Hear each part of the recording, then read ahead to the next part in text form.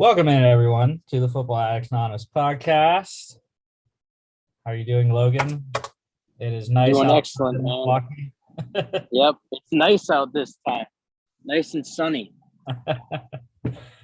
Yeah, in the 50s today in Milwaukee. A little bit windy, but That's shorts weather for us. You get in yeah. the swimming pool for that. But yeah, pretty short show today. Not much going on in the league. We got the pro day circuit going right now still. Some teams are getting workouts in currently. I know there was a bunch of teams, first year head coaches that were starting today as well as last week. But I don't have that list. I'm not paying attention to workouts right now. Solely focused on the draft coming up. We are now just 17 days away from the NFL draft. So hyped. Exciting, man. I can't wait. Can't wait. It's like Christmas morning for me. Yeah. And just a reminder, schedule coming up Wednesday of draft week. As we have done the first 2 years of our show, we will have our one and only complete first round mock draft that Wednesday, day before the draft. And then Thursday night, we will be on for all 32 picks, all 4-ish hours. Yep. Live. So, Chris, you block that off. You tell your girlfriend she's got to take Chris Jr. all 4 hours there. Yeah, we'll have to see. I'll definitely be on for the beginning. I don't know if I'll be able to stay the whole time.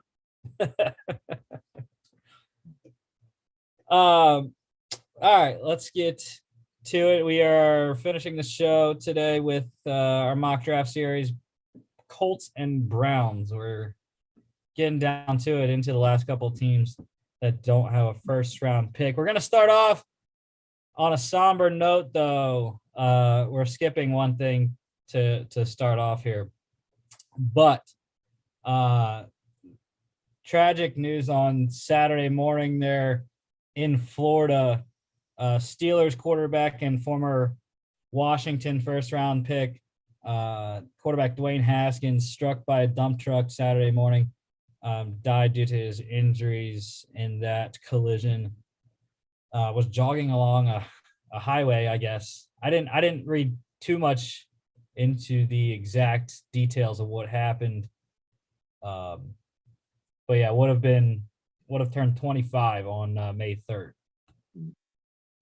I heard that apparently his car or motorcycle or whatever he was driving broke down or ran out of gas. So that's why he was out there, I guess. Yeah. Yeah, and it's again, just a tragic death gone way too soon. In terms of, obviously didn't work out in Washington, was really, I think, on a pretty good path in Pittsburgh. Really kind of, it seemed like, obviously it was a third string quarterback, so we didn't get to see him much other than the preseason last year with Pittsburgh. But it really seemed like he had his head down. He was getting into the playbook and really learning from offensive coordinator Matt Canada. He got a whole season to learn from Ben Roethlisberger, Hall of Fame quarterback, which I'm sure helped him a lot in his development. And just a shame, man. I think he was going to compete with Mason Rudolph this year for the backup job behind Mitchell Trubisky. And maybe he doesn't win that, but I think Pittsburgh still would keep him around as the number 3 and continue his development, and maybe he turns into a quality backup down the line. Yeah. Yeah, it's just crazy to see things like this happen because you don't think about it on a daily basis, and then all of a sudden, boom, something like that happens, and like obviously he's gone now. But yeah, I remember the way I found out was I saw it on Twitter through Adam Schefter. Mm-hmm. And his original tweet that he had thrown out there, the entire Twitter universe like roasted him for it because, I mean, I see where he was coming from, but at the same time, it was a little insensitive of a tweet. He said something along the lines of Ohio State standout and Washington and Pittsburgh, like he struggled in those two places, which, I mean, it's fact, it's true, but at the same time, like, didn't necessarily need to be said in that tweet. Right. Yeah, and I feel like he's also getting a shorter leash because this isn't the first time that he's had kind of a bad Twitter moment, whether it's basically just copying, pasting info from agents, or it's, you know, the Washington report that came out where he was allowing Dan Schneider to edit his reporting. So it's been a very very tough look for Shefty over the past year. Yeah, and unfortunately, you know, even more respected name out there was on radio. Probably the greatest scout in NFL history, Gil Brandt, was quoted saying a couple insensitive things about Dwayne Haskins and that he shouldn't have been out there or something to those lines. Again, I read some of it. I didn't read, you know, the whole thing of what he said or listen to his whole radio show, but yeah, I mean, it's just crazy that, you know, some of the top level people that are highly respected in the league, you know, would say stuff like that. So. Yeah. It's I listened to it, and it is pretty awful. He essentially insinuated that he came out of Ohio State too early, and that if he had stayed in school, he would have been smarter and not died. Like that is the net of kind of what he was talking about on the radio, which is just it's like mind-boggling innocent or ignorance that you just don't really know like why a guy like that makes that kind of assertion. But yeah, it's crazy. Yeah. I mean, in a sense, he was right, though, in the sense that, like, if he had stayed longer, his path would have been different because he might have been drafted to a different team and he might not be in Pittsburgh right now. But yeah, the way he said it, though, is definitely not the way to go. Yeah, there's because there's such a strong correlation to the ripple effect of time, which is always a great conversation. But that's for the what if L people. If y'all know about that on that YouTube account on YouTube, but yeah, Gil Brandt's comments probably have some influence by the fact that the man's 90 years old and he's got those old tendencies, man. Old tendencies. So but anyways, shift gears and go back to the first thing. We have XFL news today, and I am so hyped about it. Chris knows I've been saying about this for a long time. When the XFL first came back in 2019, and it finally came to fruition today. The NFL announced their alumni academy is partnering with the XFL, essentially to help player development and help guide more players from the XFL and develop them into NFL players, help them transition to the NFL. And again, like I said, I've been saying this. I've been wanting this XFL NFL partnership to create a feeder system because the NFL is the only U.S. major sports league that does not have a minor league system, and I think they need it. There's so many guys that get drafted in the 6th, 7th rounds, undrafted. They go to camp, they don't make the roster, and then there's nothing. They have to go back. They have to go back and get a 9-to-5 job because they couldn't make it one time on their only chance to make a team. So I like that the XFL, and again, I think the XFL is going to be fine. They're going to be very good. I think there's going to be a good level of competition when it comes back next year. And I think The Rock and the other owners of the XFL understand what they're doing from a business strategy aspect. And I think especially with The Rock being a co-owner of the league, I think he is the one that's really been pushing the other co-owners for player specific strategies. So. Yeah, this is a discussion we had back when the XFL was a thing, like you said, back in 2019 about the whole minor league thing. And obviously they're far away from being an actual minor league to the NFL. Because there are only 8 teams, right? Or something like that? Or I don't remember how many they're going to bring back or how many we had. Yeah, but either way, it's nowhere near the 32 that the NFL is. So, I mean, it might be a pipe dream, it might be whatever, it might be a long shot, but I do kind of hope that one day the XFL does somehow have like a 32 team thing, and each team is associated with one NFL team, and it basically is like a minor league type of thing.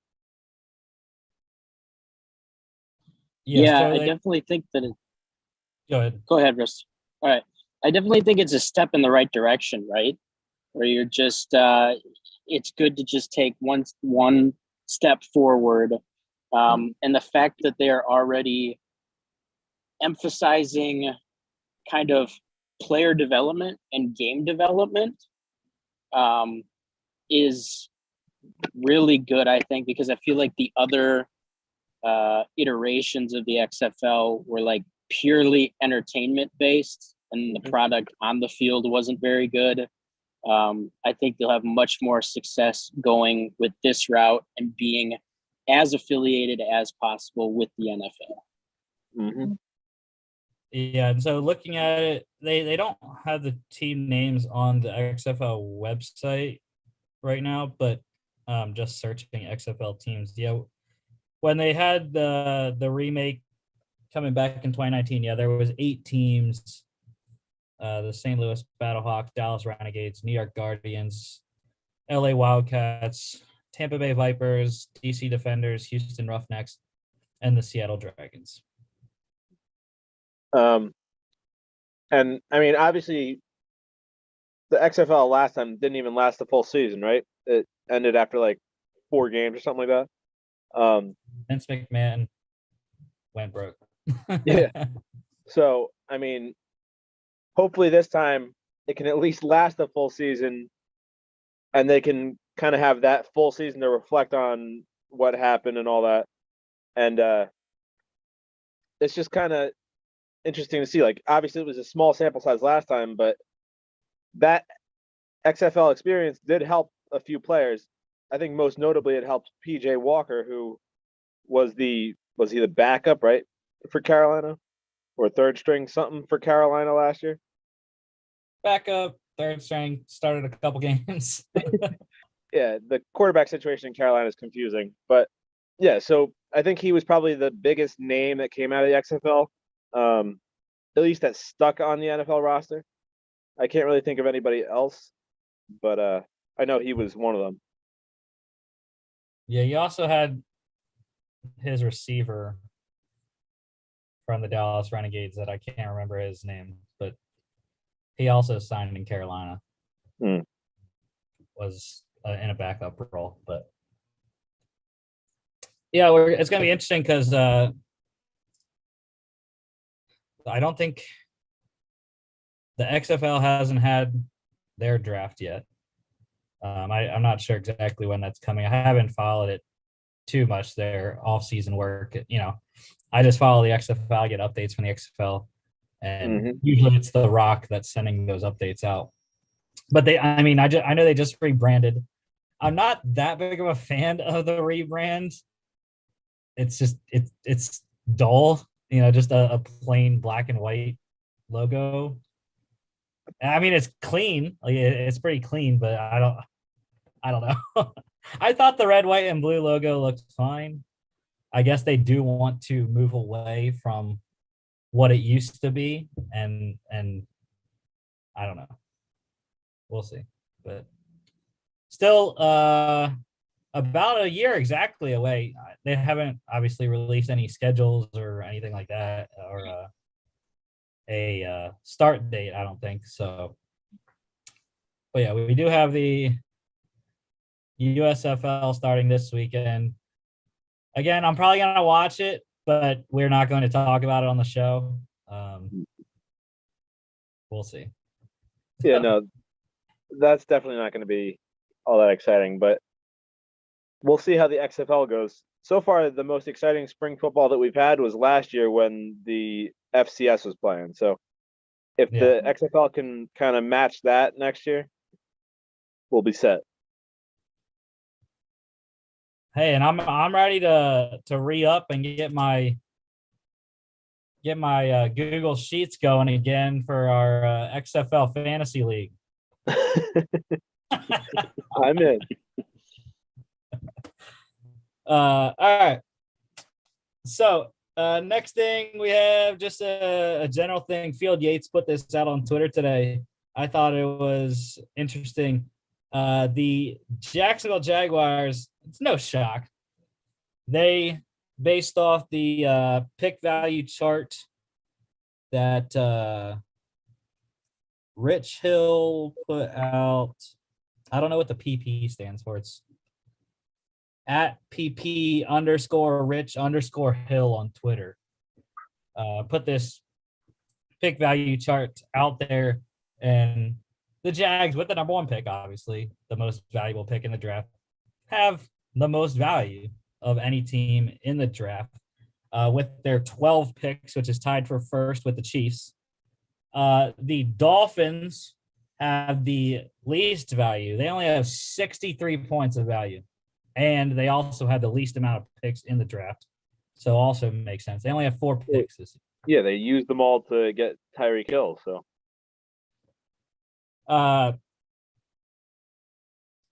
your Packers, Logan, are 10th, 753 points. They are tied for second with 11 picks in the draft. There we go. And Chris, your Jets are second. Yep. 1,339 points. That's because they got the 2 top 10 picks. 9 picks, tied for fourth most picks this year. So, yeah. Wait, is the 4 and the 10 together more valuable than the 1? I don't know. I don't have the chart. I just have the chart on the tweet that Field Yates put out of the team, their total value, and how many picks they have. But if you want to look at the chart, at PP_Rich_Hill. All right, we got a couple re-signings. The Ravens re-signed defensive end Calais Campbell. He is back in Baltimore, where he will end his career. 2 years, $12.5 million, $16.5 million max on that deal. Pretty solid deal, I think, for both sides. Mm-hmm. He's been one of their best defenders for them since he got to Baltimore. Yeah, he's been one of the most underrated, I feel like, defenders in all of football. Going back to, I feel like he's always been that way. But he was a dominant force when he was in Jacksonville. Wasn't he in Arizona too before that, I think? Yeah, I believe he was a part of the Arizona Super Bowl team. I think that was his rookie year or his second year. Yeah. So he's always been one of the better defensive linemen in the league, but I don't know. I feel like he's always been just overshadowed by a few other people. Yeah. Yeah, super consistent player. And what this does for the Ravens, it kind of gives them flexibility with that 14th pick and with their early second round pick. They don't have to key in necessarily on a defensive lineman now that Campbell's back. Yeah, because I had seen before he got re-signed, I had seen a couple mocks where Jordan Davis was going to the Ravens with them needing an interior defensive lineman at 3-4 base. I've seen Devontae Wyatt too a lot for them, so wonder if that changes here. Yeah, I think they could go corner now. I think that's what Jordan Reed has. If anyone didn't see, go check out Jordan Reed's 7-round mock draft on ESPN. It's fantastic. It's a little spicy at the top of the draft. I don't necessarily like it. He's right. Pick number 2. You're on one side or the other. You either love it or you either hate it. And I'm one of the haters for pick 2 of what he has there. So go check that out. And ESPN, we're plugging all your stuff if you want to you want to come on, give us some help. But that takes some dedication though to do a full 7-round mock draft for every single team.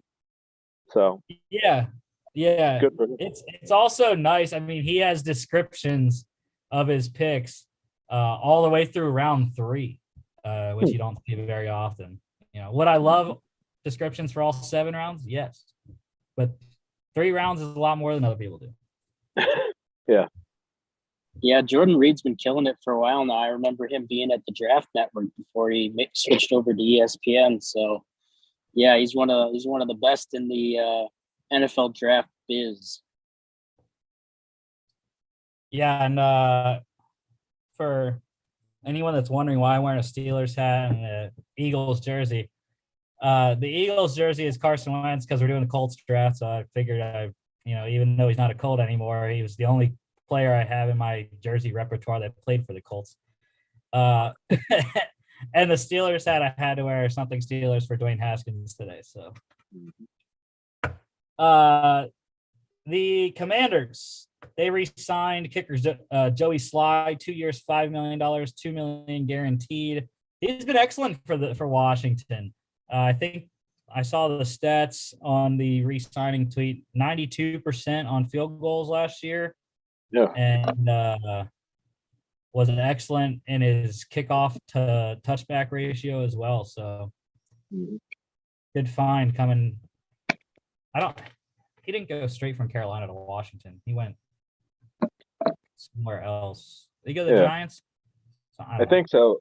He was part of a very weird kicker carousel when he got released by Carolina. I still don't know why they got rid of him, but I mean, because they believed in Graham Gano. I know. I don't think Graham Gano was there actually, because they kept Joey Sly for Graham Gano, and then. Yeah, no, Gano went to the Giants. Yeah. Regardless, Joey Sly back in Washington for the next 2 years. And then the only other thing I saw was actually, I guess we'll say this one first. The Niners, they released defensive tackle Maurice Hurst, but Rappaport says that they are intending to re-sign him. So Mo Hurst is going to be back with the Niners, just a matter of numbers, I guess. Yep. And then the Texans, they hosted corner Steven Nelson on a visit.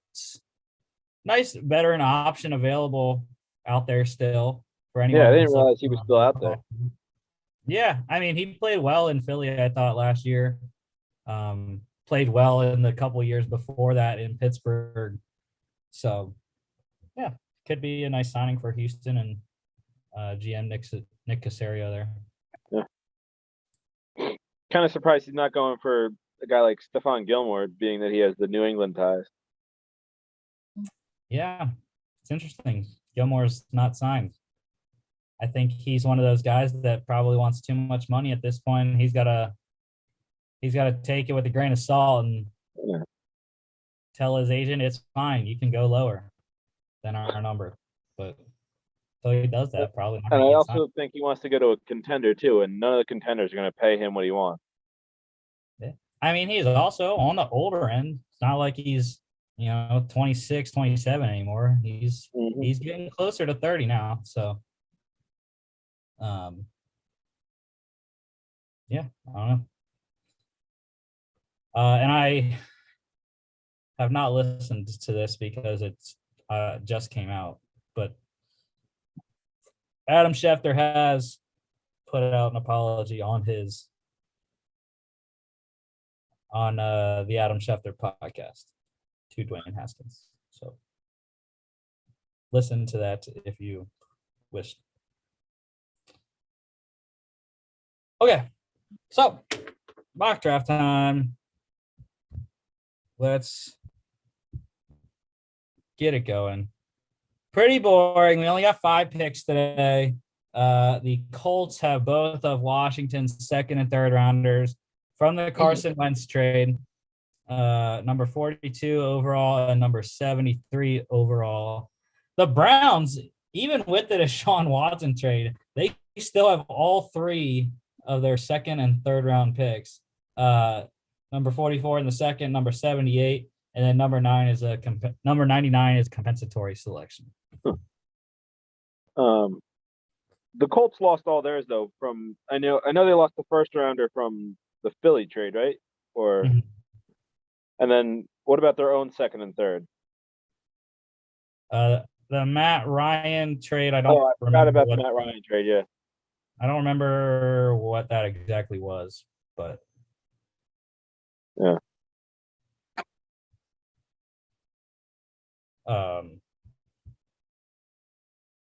That could have been both. Well, actually, I don't know who has the Colts second round pick. Because I think it's Washington. I think they did like a pick swap. Yeah, they swapped. That's right. Yeah, you're right.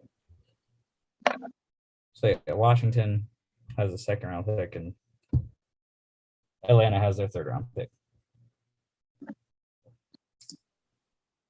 Let's see.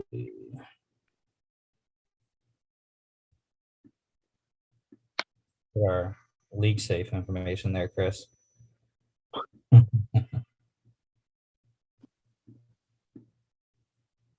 Okay. Move everyone back up to the top corner here. If my Zoom would like to work. There we go. All right. So I'm going to name a lot of players here. Aiden Hutchinson, number 1. Malik +2. They stole that. Come on. They stole that from Jordan Reed. Trayvon Walker at 3, Evan Neal at 4, Kayvon Thibodeau to the Giants, Ike Mekwanu to the Panthers, Charles Cross, the Giants, Kyle Hamilton to the Falcons, Trevor Penning for the that's a shock. Trevor Penning to the Seahawks. Ahmad Garner to your Jets. Derek Stingley to the Commanders. Jordan Davis for the Vikings. Andrew Booth to the Texans. Jermaine Johnson to the Ravens. Garrett Wilson to the Eagles like that. Drake London to the Saints. George Karlaftis to the Chargers. Trent McDuffie to the Eagles. Kenny Pickett to the Saints. Stop. Every time. Devontae Wyatt to the Steelers. Patriots get Devin Lloyd. Jameson Williams to the Packers. That's a wait and see. Love it. Kyrie Elam for the Cards. Jahan Dotson to the Cowboys. Kyler Gordon to the Bills. Chris Olave for the Titans. Zion Johnson to the Bucks. Tyler Linderbaum. That's a home run right there for the Packers.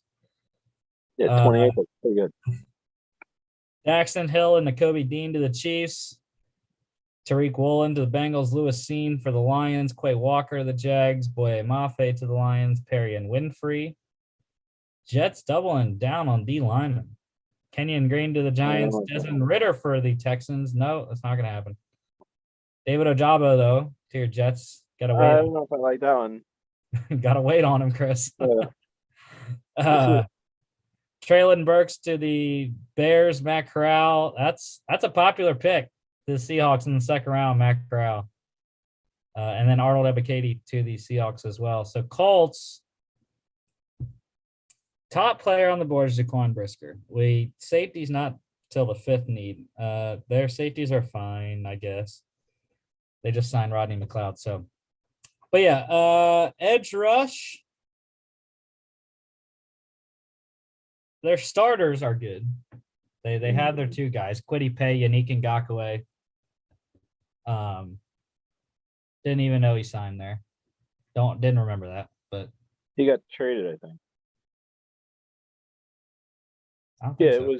It was Brock Yassin for. Oh Yannick yeah, Ngakoue. they did. That was the stupid trade. Yeah.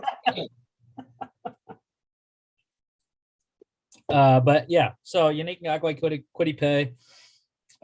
Little bit, not much behind him though. Ben Banagoo, Deo Odiingbo, and Cameron Klein. But unfortunately for the Colts, there aren't any edge rushers available right here. So we're going to second need, offensive tackle, which they do need, considering they didn't re-sign Eric Fisher yet. Matt Pryor is the left tackle. They're fine at right tackle with Braden Smith. Not much behind them though. Sean Coleman and Jordan Murray. But again, they're an offensive tackle. But you know, Lele and Raymond are there, 54, 55. Yeah. A little bit of a stretch, but we got a wide receiver. We have a wide receiver though. Mm-hmm. With Sky Moore. We also have Christian Watson, which I kind of like Christian Watson for Matt Ryan in Indianapolis. Yeah, as I said, I like Watson more than Moore, but yeah, I think in this scenario, yes, wide receiver would be where I would lean towards, but I feel like the Colts put themselves in a very interesting scenario. It's not one of their top needs; it's a middle need here. But we've seen it time and time again. They have Matt Ryan now for what, 2 more years? Mm-hmm. If they like one of these quarterbacks, why not draft one here and sit them for the next 2 years or year and let them learn behind Matt Ryan? Not saying that we could do that here or that we're going to do that here, but that's just an interesting avenue I think that they could go. Yeah, Sam Howell's your only option, and I don't like that fit in Indianapolis. Well, yeah. But if they're, I think they like you guys. There is a couple second-tier guys too, though, that they could go with, like Carson Strong or one of those guys. I think they like Ellinger, at least for now. Yeah. Like him at least as a backup. They have your favorite player as the 3rd string right now in James Morgan. So 4th round superstar for the Jets. I don't even know what to say about him anymore.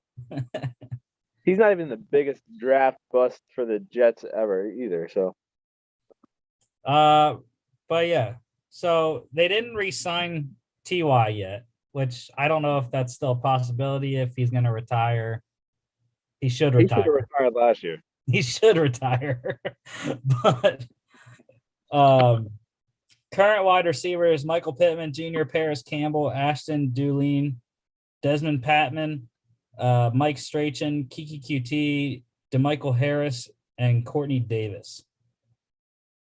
Yeah, they definitely need to get a receiver. Michael Pittman's obviously the number 1, but they need to solidify the number 2 spot, especially for me, being that I'm a Michael Pittman fantasy owner in our Dynasty League. So I'd like to see some of the pressure get taken off of him. Yeah, I'll tell you what, I got to watch some Christian Watson tape this weekend, and I am a firm believer. I'm squarely on the hype train right now. I think he has exceptional speed, and I was actually pretty impressed with his route running. So, I mean, I think he's the guy who could develop into a beast, especially with Matt Ryan. Mm-hmm. Sky Moore a little bit smaller, a lot smaller, 5'9.5", 195. So yeah, I think they'd be perfectly fine. You got Pittman on the outside, Watson on the outside. You got put Paris Campbell in the slot. Mm-hmm. Good go. And you still got JT in the backfield. So yeah, that's a pretty decent offense. All right, Christian Watson to the Colts here. Falcons go Sky Moore. Look at that. So the Browns, again, there aren't any edge rushers. We have Cameron Thomas at 56, who I would perfectly be fine with reaching for here. You know, I love Cameron Thomas. Big 99 coming out of San Diego State this past year was a monster for the Aztecs.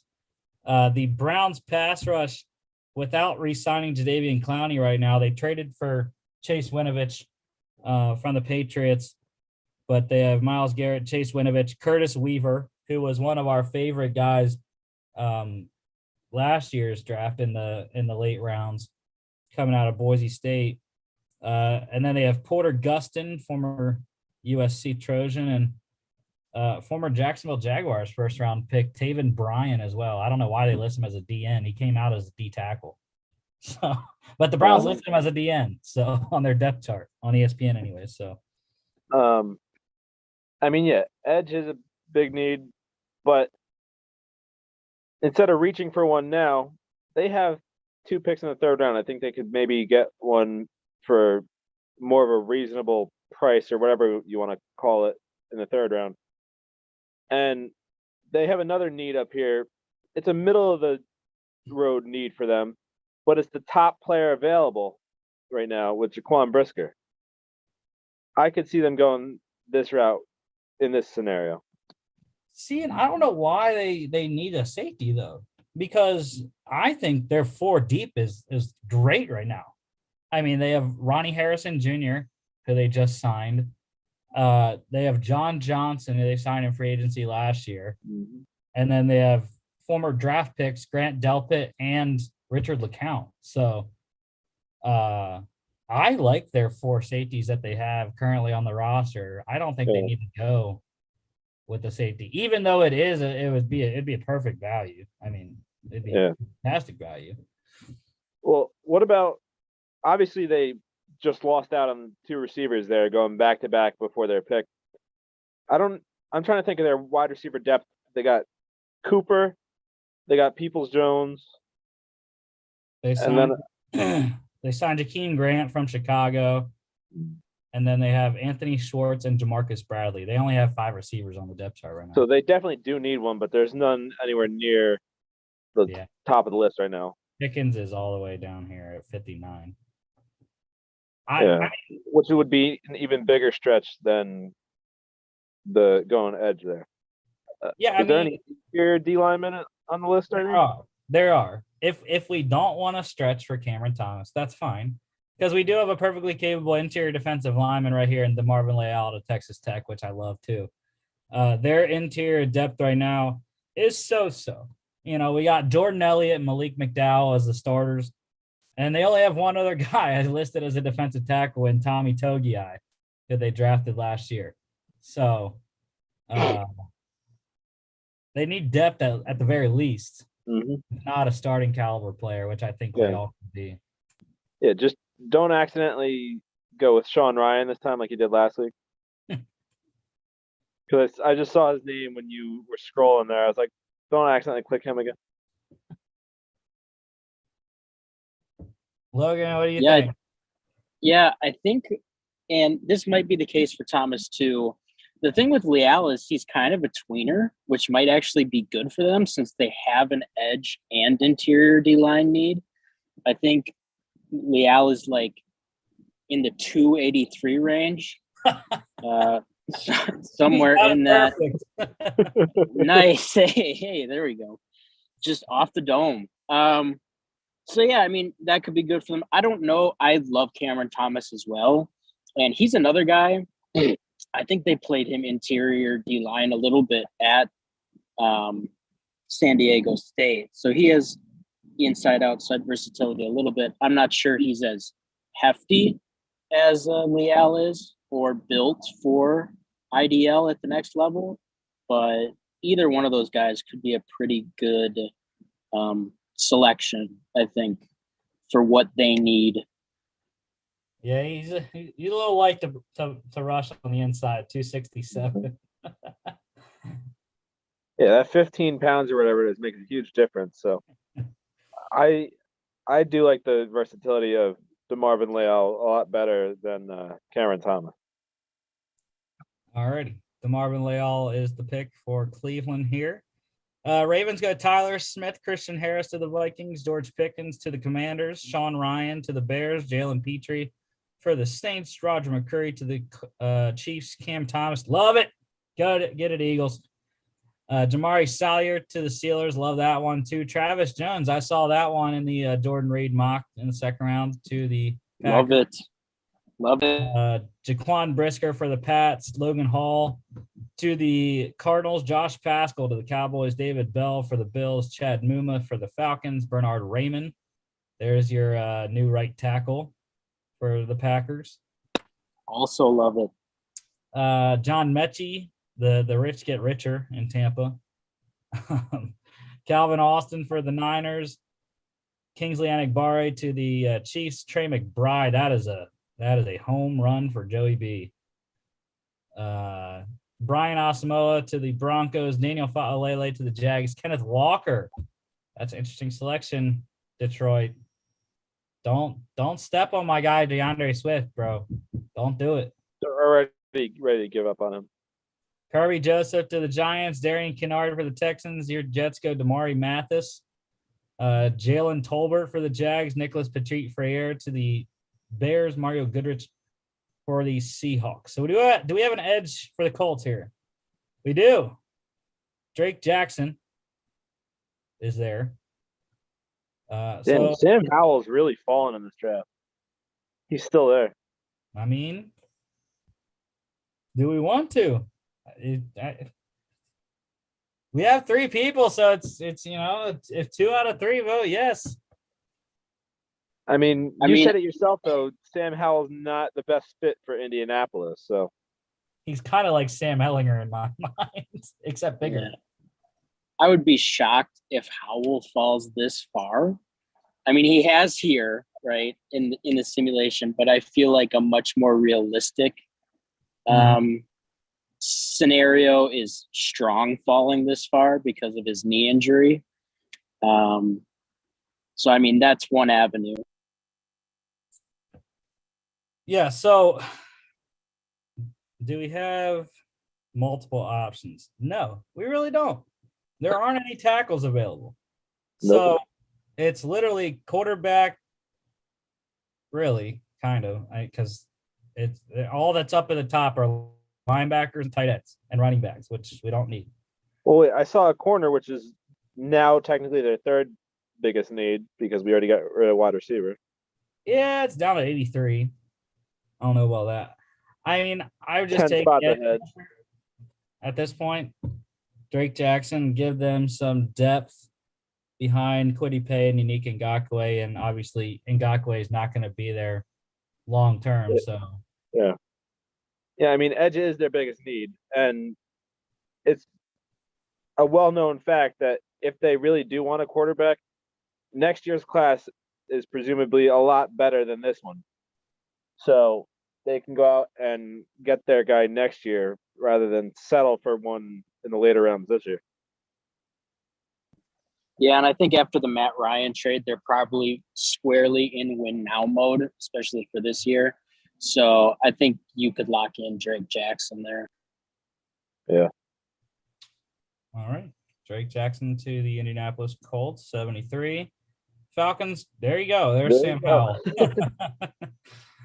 Darian Kendrick to the Broncos, Zachary Carter for the Ravens, Alante Taylor to the Vikings. So we took the Browns edge rusher that they wanted.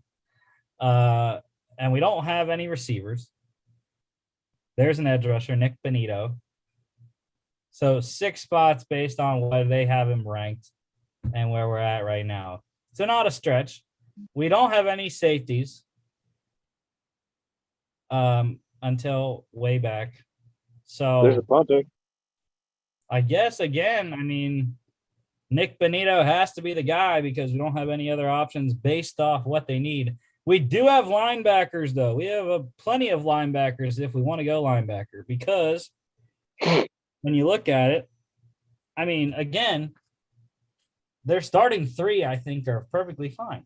Jeremiah Owusu-Koramoah, Anthony Walker, who has been awesome for them after coming over from Indy a couple years ago, and then a guy that's lesser known but has a great name and has performed well for them. He had a pick six off Carson Wentz 2 years ago against the Eagles.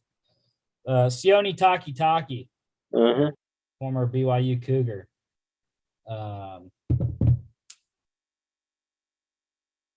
So, yeah, I mean, we can go linebacker if we want, or we can just go with their top need and get an edge pairing with Myles Garrett and Nick Bonito, who has some burst.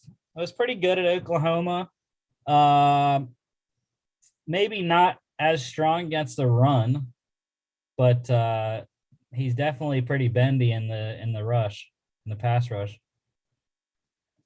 Yeah, Bonito is a little undersized, and because of the scheme at Oklahoma, like you said, he wasn't that good in run defense. But he was also one of the most productive pass rushers in college football. So I think at this stage in the draft, I think it would be a pretty good pick. Yeah, that boy's got to pack some pounds on there as an edge rusher. At 248, man.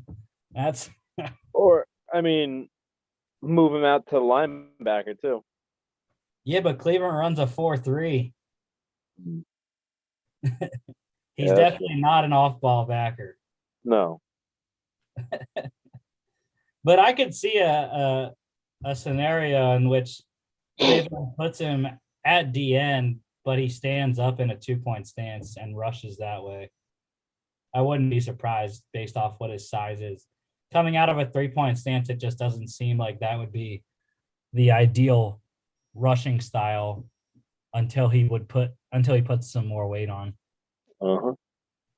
I just don't think he would have the leverage coming out of a 3-point. But maybe I'm wrong. So no, I agree. I mean, I don't really like the pick, but there's not really much option for the Browns here. Yeah, because they don't need a tight end, which we have plenty of right here. I mean, they were stupid and franchise tagged David Njoku. No. I mean, they could also go BPA and make one of the best running back rooms in football even better. That would be just, I mean, because they still have Dearness Johnson on a, I can't remember if he's an RFA or a ERFA. I don't remember. I think he's an RFA. Yeah. But I mean, they also have Demetric Felton as well, who is playing wide receiver pretty much. But yeah, Nick Bonito for the Browns, 78. Chargers, Darian Beavers. Texans, Abraham Lucas. Leo Chenal for the Giants. Isaiah Spiller to the Falcons. There they go. Let's go. Breece Hall for the Eagles. Nice pairing with Miles Sanders. Marcus Jones, love it, to the Steelers. Cole Strange to the Patriots. Dylan Parham for the Raiders. James Cook to pair with James Conner, the James Show out in Arizona. Cam Taylor-Britt for the Cowboys. Carson Strong, interesting backup for Josh Allen there to the Bills. Channing Tindall for the Titans. Josh Williams to the Bucks. Troy Anderson. The Packers got my dude, Troy Anderson, Montana State Bobcat. This is an all-time Packers draft. I would be ecstatic if this happened.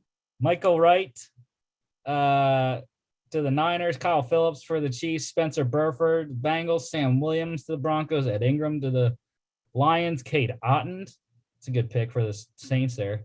Mm-hmm. And we're back. We have do we have wide receivers? That was a little bit down the draft board. We really don't have wide receivers. We Wan'Dale Robinson. Not a bad pick, but yeah, and my issue with picking Wan'Dale Robinson would be that they already have smaller guys that they can play in the slot right now, in Jakeem Grant and Anthony Schwartz. So, would Robinson be an upgrade over those two?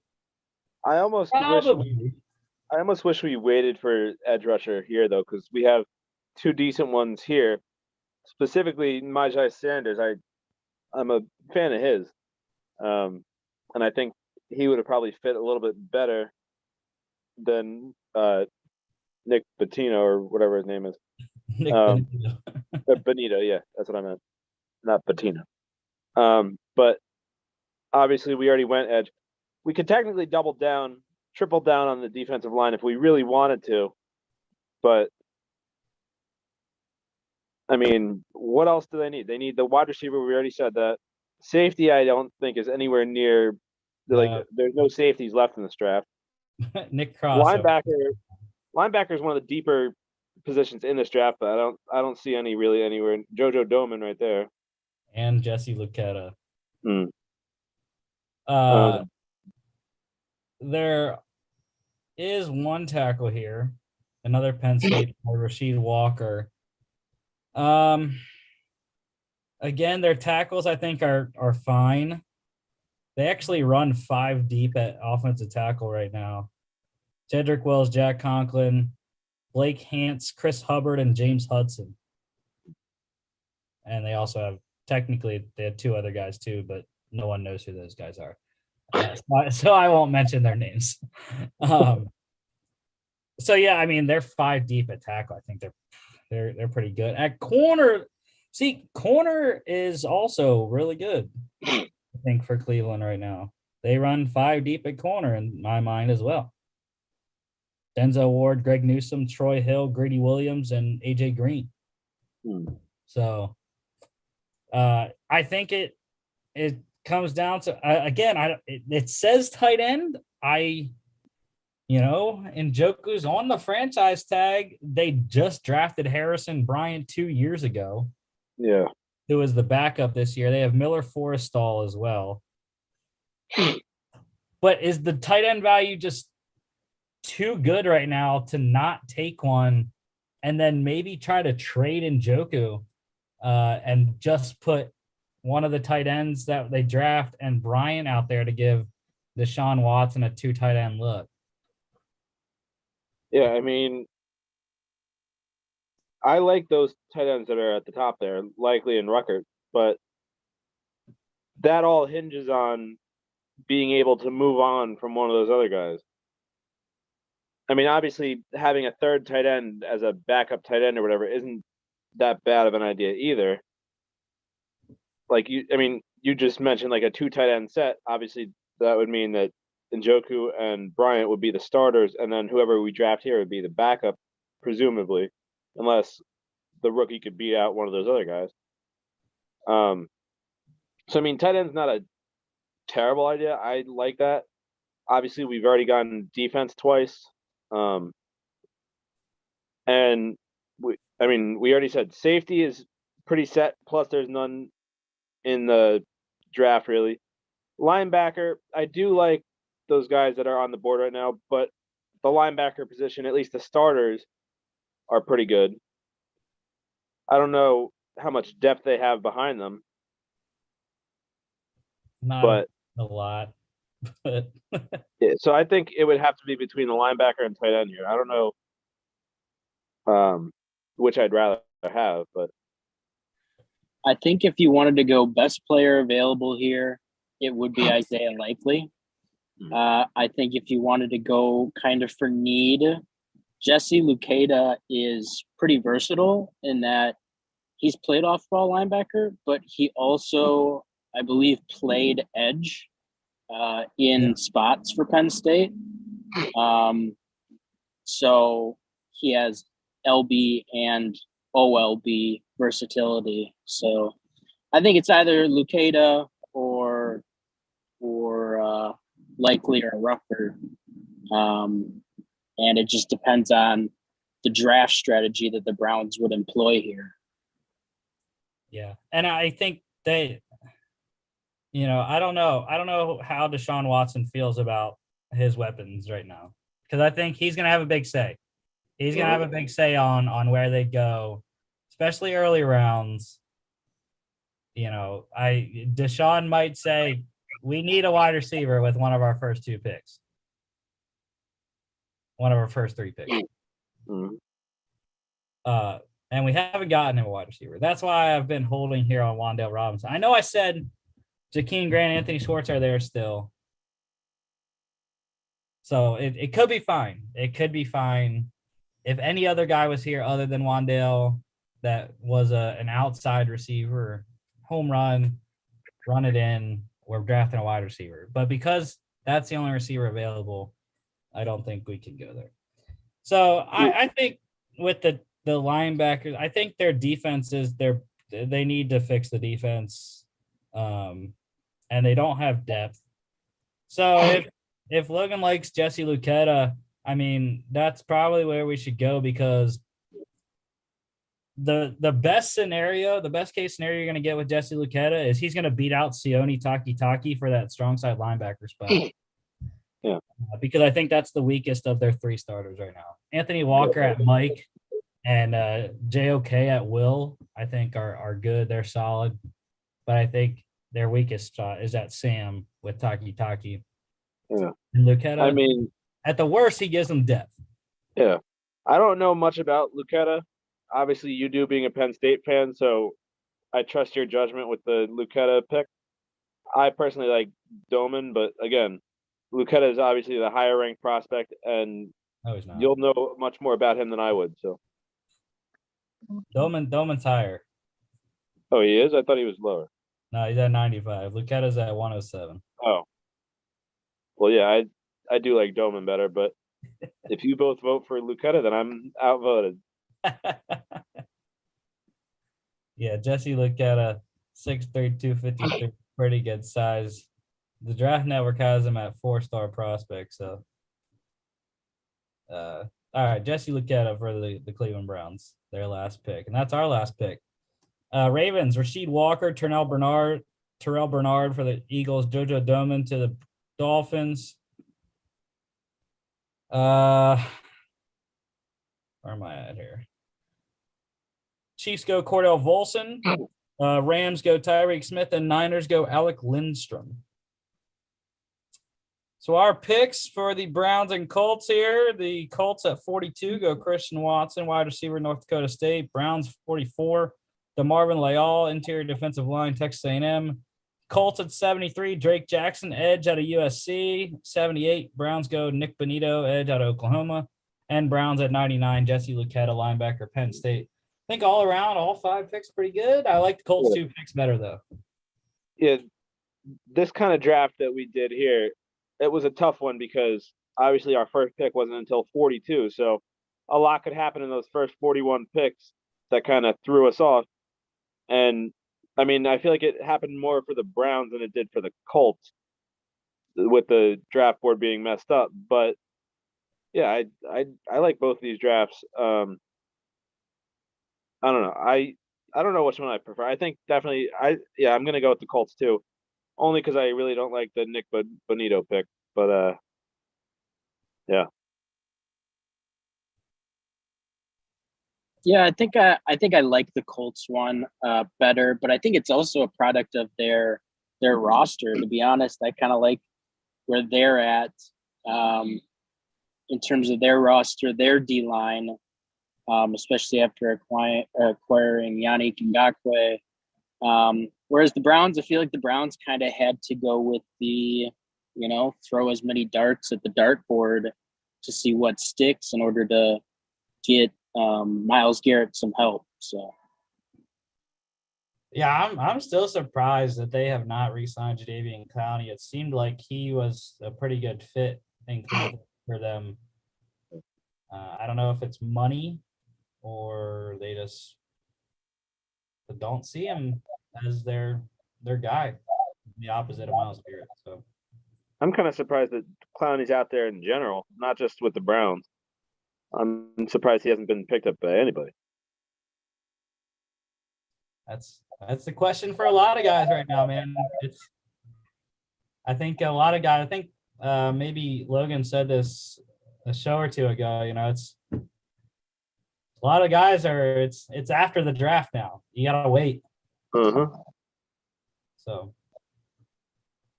all right. Next Monday will be our final mock draft, team-specific mock draft. Yep. So on Friday we'll do the Niners and the redo of the Broncos after the Russell Wilson trade, move them back to the second round. And then on next Monday, we will be finishing up with the last three teams: Raiders, Dolphins, Rams. And I was talking to Logan in class today. It's going to be the most boring mock draft we will have this year. Raiders don't pick till 86. And the Rams you just got to keep reminding people, hey, they essentially drafted Devontae Adams and Tyreek Hill with those picks. And the Dolphins and Rams pick at 102 and 103, I believe. Two of like the last three picks in the draft. So yeah.